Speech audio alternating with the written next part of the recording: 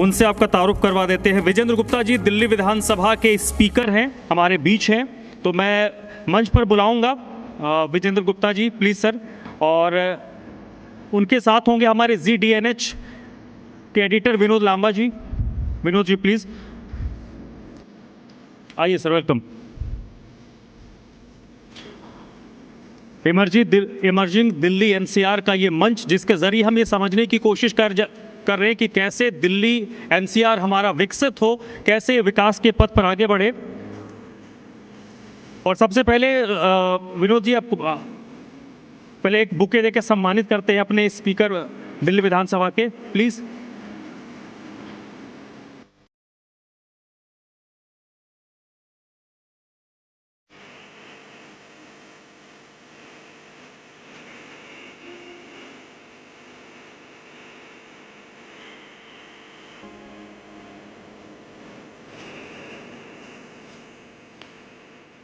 और इस सेशन में विजेंद्र गुप्ता जी से बातचीत करेंगे हमारे ZDNH के संपादक विनोद लांबा जी। विनोद जी, ओवर टू यू।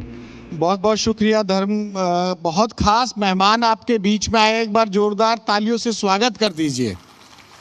क्योंकि देखिए, ये जो बात मैं अब कहने वाला हूँ ना, NCR में किसी को चुभ सकती है, और वो बात ये है कि जो दिल्ली है, और दिल्ली के बिना NCR का जो पूरा वजूद, या कहें कि पूरा विस्तार अधूरा है। यही चर्चा मैं आपसे कर रहा था जब आए थे। तो दिल्ली से भी खास तौर से हमने बुलाया सर, आपके करियर को लेकर भी मुझे बहुत सी बातें करनी थी। जिस तरह का संघर्ष रहा है, अखिल भारतीय विद्यार्थी परिषद से आपने शुरुआत किया, 3 बार अगर मैं करेक्ट हूं तो आप पार्षद भी रहे। उसके अलावा विधायकी में चुनाव लड़ा, अरविंद केजरीवाल के खिलाफ सीधा लड़ा, वहां सफलता नहीं मिली। लेकिन जब सफलता मिली तो ऐसी मिली कि जब 3 विधायक बीजेपी के हुआ करते थे वहां गुप्ता साहब थे, जब 8 विधायक हुआ करते थे वहां गुप्ता साहब थे। तो स्पीकर साहब अब बने हैं, सरकार भी बन गई। तो सीधा सवाल तो मेरा यही है कि अब संवैधानिक पद है, करियर बहुत बड़ा है आपका, तमाम संघर्ष हैं, तो इस संवैधानिक पद की मर्यादा को ध्यान में रखते हुए क्या आपसे पूछा जाए, क्या आपसे ना पूछा जाए? मैं पत्रकार को ये कैसे बता सकता हूँ कि मुझसे क्या पूछा जाए? ये तो आप पूछेंगे तो मैं अपनी बात कहूँगा। नहीं, मेरा मतलब ये था कोई मंत्री होता तो मैं और ज़्यादा खुल के सवाल पूछता, क्योंकि स्पीकर का पद थोड़ा संवैधानिक हो जाता है। स्पीकर को तो सारे राइट होते हैं ना। अगर आपका सवाल ठीक नहीं होगा तो उसको कार्रवाई से हटा दिया जाएगा। तो सर, पहला सवाल तो यही है कि विधानसभा कैसी चल रही है दिल्ली की? क्योंकि वो तस्वीरें आप भी नहीं भूले होंगे, हम तो बिल्कुल नहीं भूले हैं। ये दिल्ली में जब आम आदमी पार्टी की सरकार हुआ करती थी तो आप जब विधायक हुआ करते थे, कंधे पे एक बार मार्शल उठा के ले जा रहे थे। लेकिन आपकी सरकार बन गई, कई सेशन हो गए दिल्ली के, ऐसी तस्वीरें बीजेपी की सरकार में नहीं आई। तो रिवेंज वाली पॉलिसी पे आप नहीं चले। विनोद जी, ये बात तो सही है कि सदन की अपनी एक गरिमा है, उसको बना के रखना, वहाँ चर्चा हो, विचार विमर्श हो, वाद विवाद हो, पक्ष विपक्ष हो, और उसके लिए मर्यादाओं की एक जो परिधि है उसका पालन हो। मैं समझता हूँ कि पूर्व में जो सरकार थी, शायद उनका डेमोक्रेसी में विश्वास कम था, इसलिए बहुत छोटे विपक्ष को भी, आप बताइए 70 की विधानसभा में अगर 3 विधायक विपक्ष के थे और 67 विधायक रूलिंग पार्टी के थे, मुझे नहीं लगता इससे पहले दिल्ली देश के अंदर किसी विधानसभा में किसी एक पार्टी को इतना बड़ा बहुमत मिला हो, प्रचंड। ऐसे हमारे क्या सवाल थे जो 67 की बहुमत वाली सरकार और पार्टी को वो चुपते थे,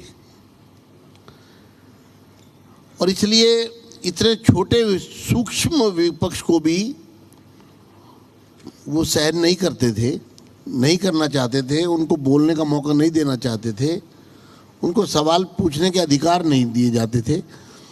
तो इसका मतलब ये है कि वो सब एक रेत का पहाड़ था, मुझे ऐसा लगता है। क्योंकि जब आप इतने बड़े बहुमत से आते हैं तो इतनी छोटे विपक्ष को सम्मान देना एक तरह से लोकतांत्रिक प्रक्रियाओं का, लोकतांत्रिक व्यवस्थाओं का आदर करना है।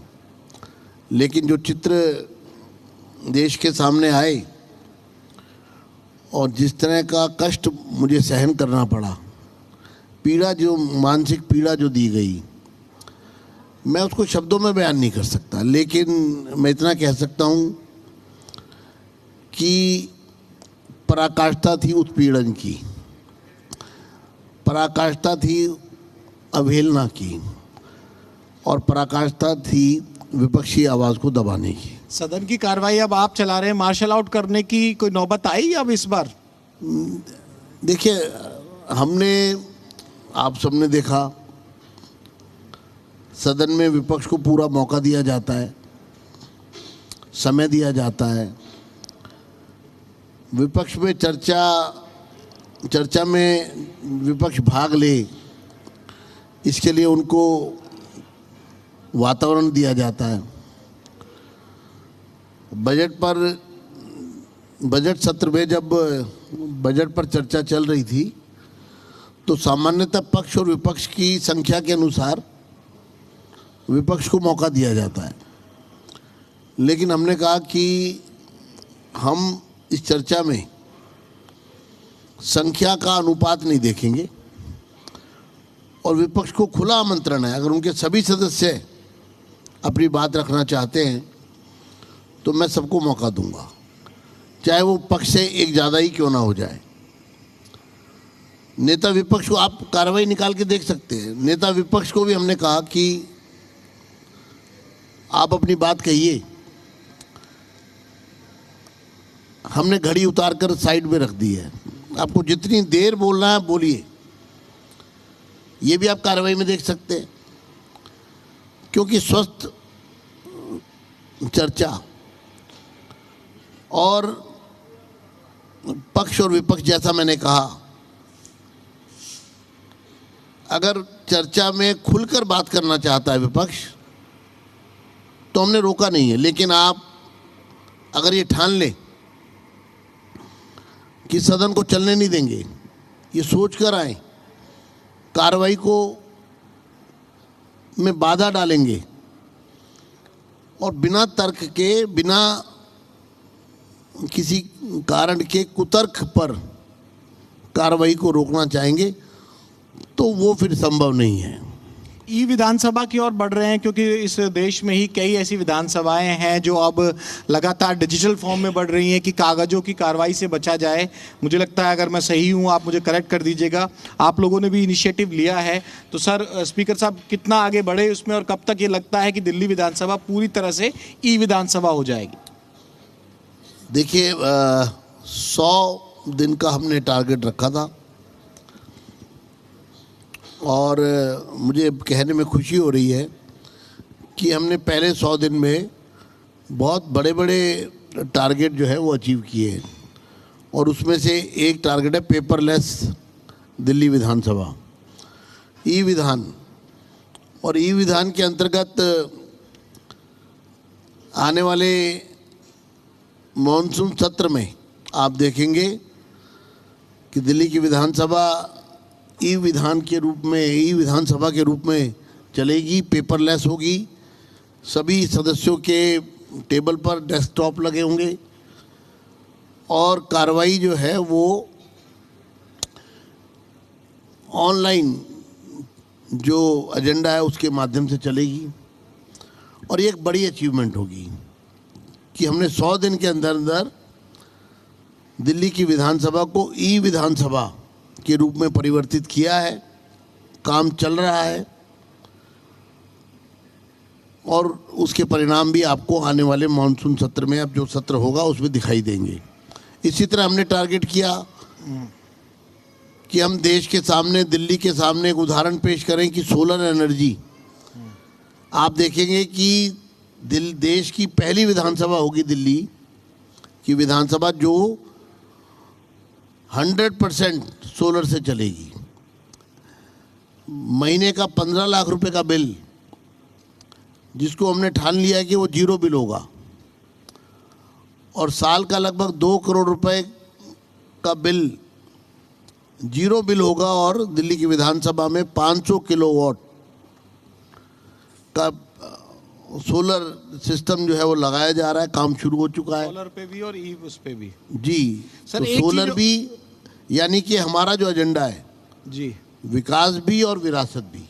विरासत को लेके ही मैं पूछने वाला था कि इमारत का जिक्र होता है जो दिल्ली विधानसभा है कि यहाँ कभी अंग्रेजों की अदालत लगा करती थी, उसका किस तरह से धरोहर रखना है या समझाना है, उसको लेके क्या कुछ प्लान भी बताए जा रहे हैं कि सर आप लोग प्लान कर रहे हैं उस पर? ये देश की पहली संसद है। मैं आपके सभी सुनने वालों को कहना चाहता हूं कि दिल्ली की विधानसभा को हम एक लिविंग हेरिटेज बनाने जा रहे हैं, यानी कि वहाँ सदन भी चलेगा और वो एक टूरिस्ट डेस्टिनेशन भी बनेगा। उसकी सारी तैयारियां की जा रही हैं, फिजिबिलिटी रिपोर्ट बनाई जा रही है। और आपको जान के हर्ष होगा कि आज़ादी का जो सही मायनों में जो आंदोलन की जो फाउंडेशन अगर कहीं रखी गई थी तो इसी दिल्ली विधानसभा के परिसर में से वो प्रारंभ होती है। 18 मार्च 1919 को यहाँ संसद थी, मैंने जैसा कहा। पहले इंपीरियल लेजिस्लेटिव काउंसिल थी। जब 1911 में देश की राजधानी कलकत्ता से दिल्ली आई तो अंग्रेज़ों ने इसको संसद भवन के रूप में तैयार किया था, सेक्रेटेरिएट के रूप में तैयार किया था। और इसीलिए इसको ओल्ड सेक्रेटेरिएट कहते हैं, क्योंकि जो न्यू सेक्रेटेरिएट है वो सेंट्रल सेक्रेटेरिएट है। जी, तो जो ओल्ड सेंट्रल सेक्रेटेरिएट है, जो ओल्ड संसद भवन है, वो अंग्रेज़ों ने तैयार किया था। और ये दिल्ली की विधानसभा जो आज है, इस विधानसभा में रॉलेट एक्ट पास किया गया था। और उस दिन सदन में लाला लाजपत राय, मदन मोहन मालवीय, तमाम जो देशभक्त, आज़ादी के मतवाले और जिन्होंने अपनी जान की बाजी लगाकर इस देश को आज़ादी दिलाई, वो उस समय संसद के सदस्य थे।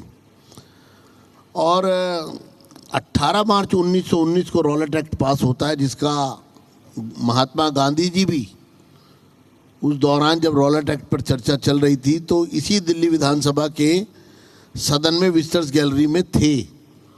और उन्होंने पंडित मदन मोहन मालवीय जी की पूरी तकरीर सुनी।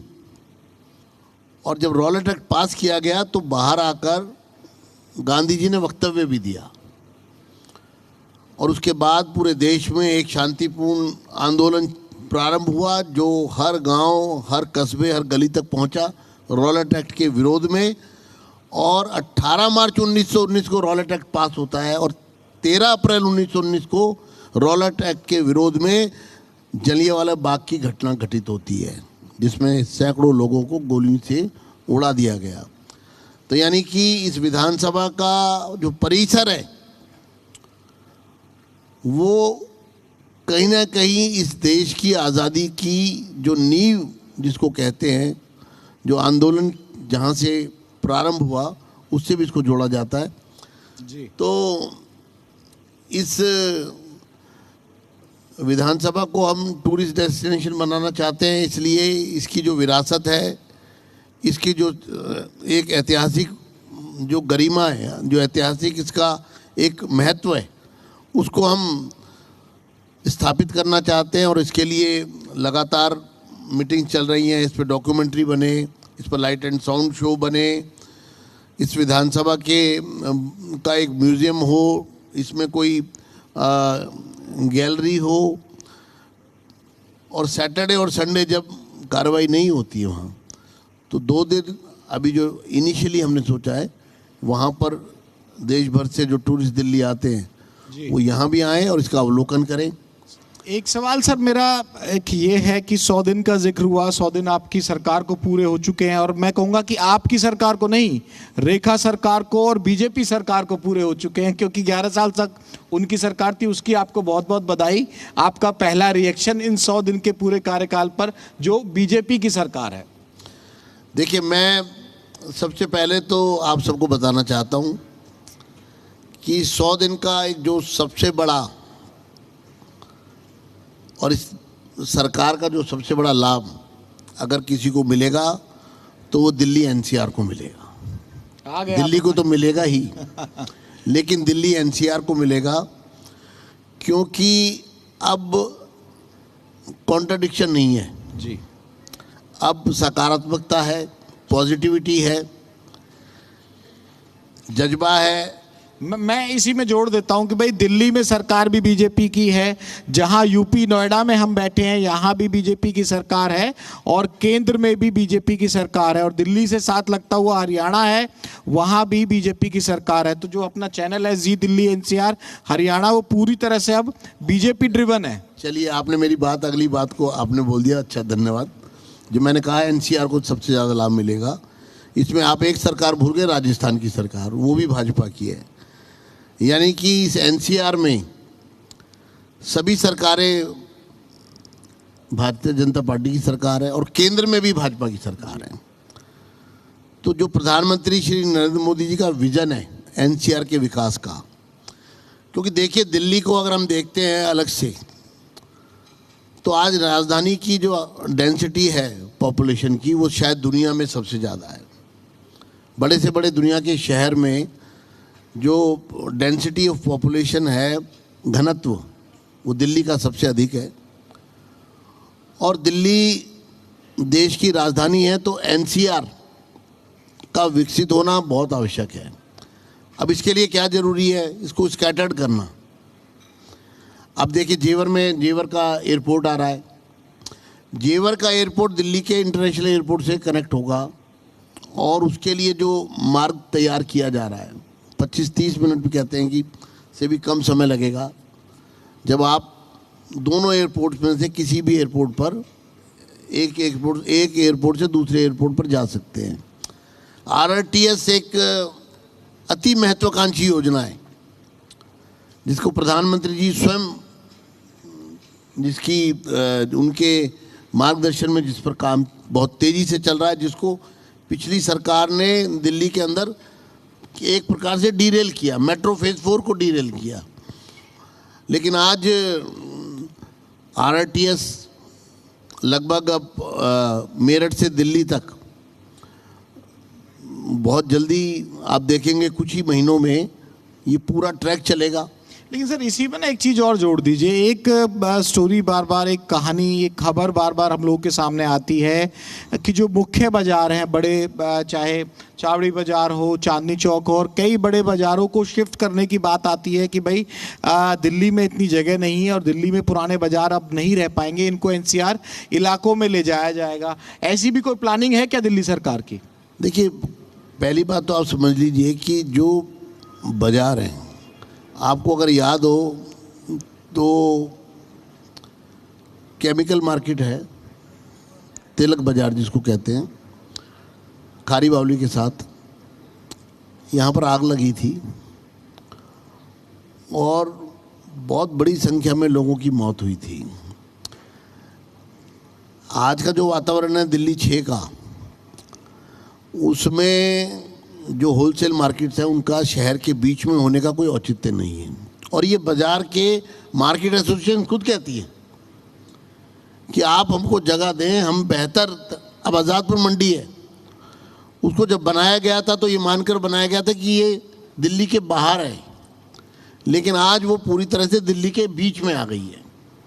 तो आज़ादपुर मंडी को दिल्ली के बॉर्डर पर ले जाने की बात की जाती है। इसी तरह जो विभिन्न बाज़ार हैं उनको भी ऑलरेडी बहुत सारे बाज़ारों की पेपर मार्केट की जैसे पूरी प्लानिंग हो चुकी है, उनकी लैंड भी अलॉट कर दी गई है। तिलक बाज़ार जिसमें आग लगी थी उसको बाहर ले जाने की बात है और उसको बाहर ले जाने के लिए पूरी तैयारी की गई है। तो जब तक हम दिल्ली को के इस, क्योंकि दिल्ली देश की राजधानी है और मैं समझता हूं कि अगर ऐसा ही चलता रहा और इसमें हमने बेहतरी की तरफ नहीं बढ़े तो एक दिन शायद दिल्ली लोगों के लिए प्रायोरिटी नहीं रहेगी।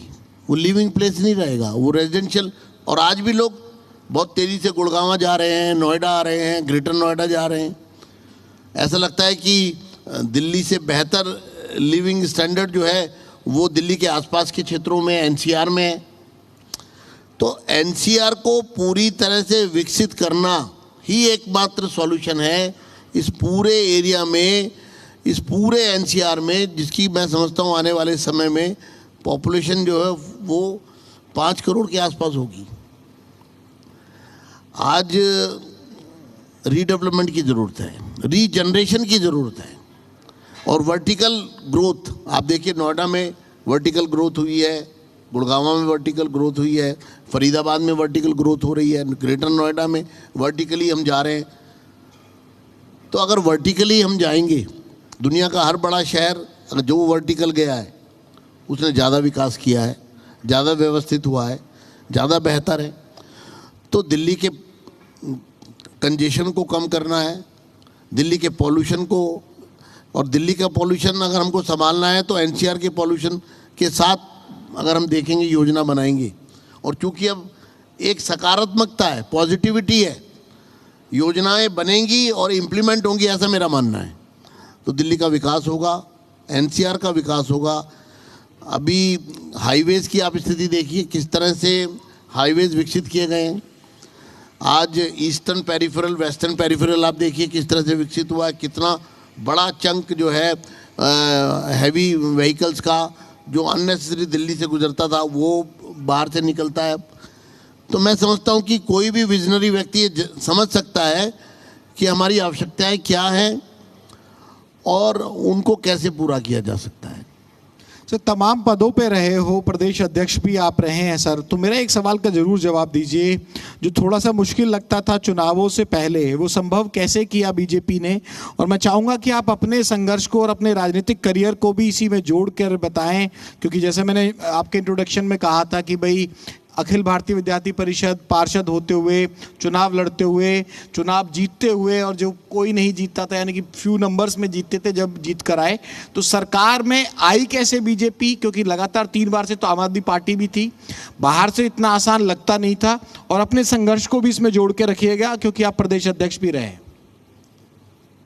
देखिए, संघर्षों से रीता जीवन मेरे लिए नहीं मेरे तूफानी मन को यह स्वीकार नहीं। मुझे तो चाहिए एक ऊंचा महान लक्ष्य और उम्र भर संघर्षों का अटूट सिलसिला।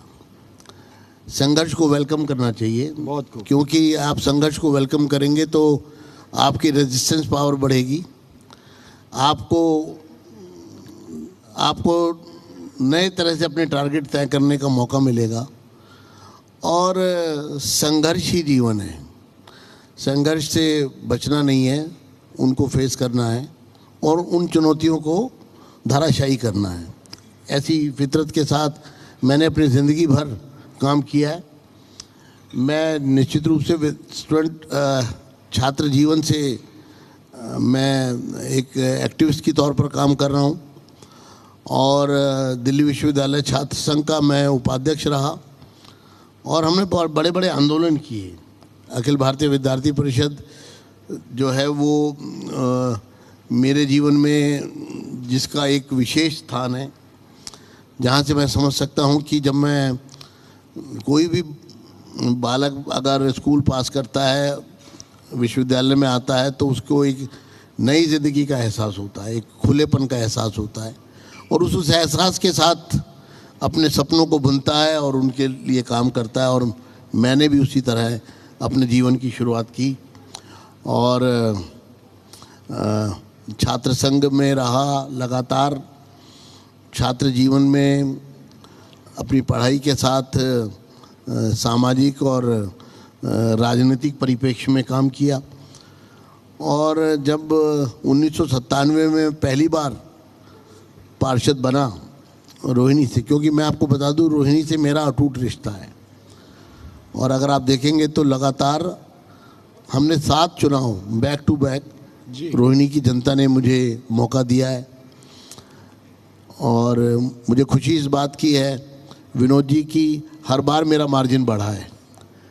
जब मैं 3 लोग जीते तो 5,500 से लोगों ने जिताया, तो लोगों ने कहा कि अब 20 आ गया है और अब तो हवा पूरी पलट गई है, और दिल्ली के 2 हिस्से अगर माने, एक जमुना के इस पार और एक थोड़ा सा जमुना के टोक उस देता पार। हूँ, इसमें थोड़ा सा आपको टोक देता हूँ, क्योंकि जितना मैं पॉलिटिकल कवरेज करता हूँ, जितना मेरा अनुभव है, जो नेता है ना वो बड़े साफ तौर पे कहते हैं कि भाई स्पीकर तो बड़ा ना संवैधानिक सा पद हो जाता है, और असली काम करना है, असली सत्ता चलानी है तो मंत्री बनते तो ज़्यादा बेहतर होता। मुझे तो स्पीकर बनना ज़्यादा पसंद है। क्यों? देखिए, मैं ये समझता हूँ कि माइक हमेशा स्पीकर के हाथ में रहता है। आपके पास माइक रहेगा नहीं रहेगा वो स्पीकर तय करेगा। तो कमांड जो है वो स्पीकर के पास है, और ये लोकतंत्र की व्यवस्था का हिस्सा है। इसलिए